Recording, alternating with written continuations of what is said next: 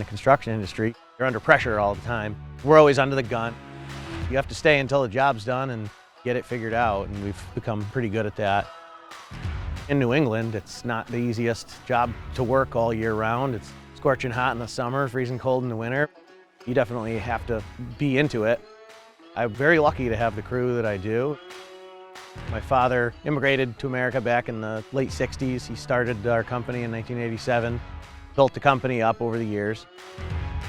When I worked for my father, we did all kinds of different site work, utility work. We kind of did everything. It was always in the back of my mind. I wanted to come back to the family business.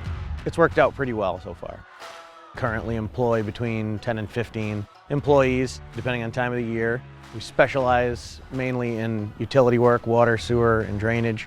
It makes up about 90% of our annual revenue. We do other things such as trucking and snow removal and building retaining walls and stuff like that. Anything from doing the digging to getting in the hole to driving trucks to the office work, estimating, billing, whatever I have to on any given day. My father always stuck with John Deere's. He always said they were the best. I started out buying them when I got on my own, and I just had really good luck with John Deere equipment. They've been great for us. I mean, we pile a lot of hours. They've held up pretty great.